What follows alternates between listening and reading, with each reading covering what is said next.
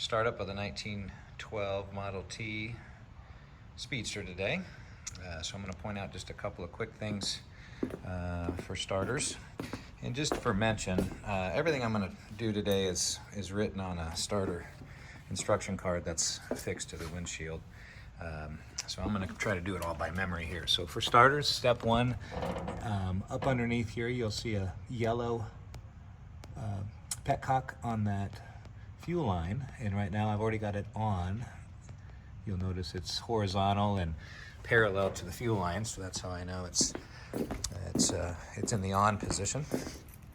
And over on this side, I'm going to show you once again where our battery disconnect is. So right underneath the passenger side seat, we'll have a battery disconnect. I'm going to go ahead and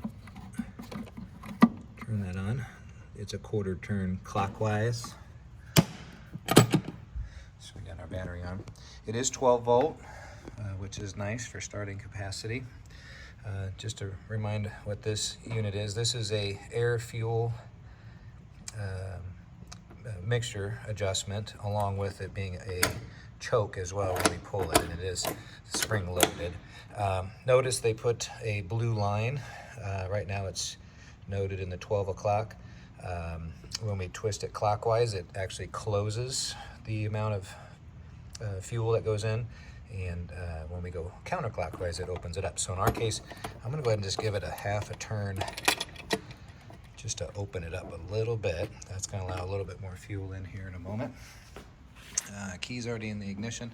So I'm going to hand the phone over here to Sarah. She's going to assist. Set our parking brake. So again, right pedal is our service brake. That's how we would stop it from motion going down the road.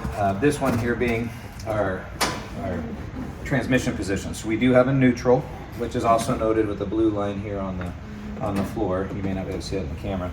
For our purposes though, I'm going to go ahead and set this as our park brake so we don't have any adverse movement while we start today.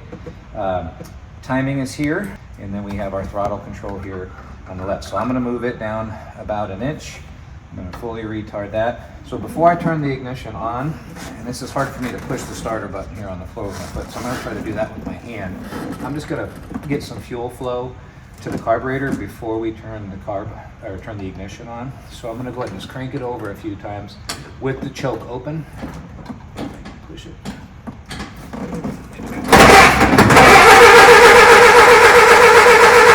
Okay.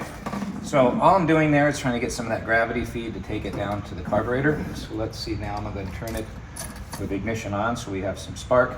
And again, I've still got this open a little bit, so I'm going to just see if we get a good start, and then I'm going to actually close that as it warms up.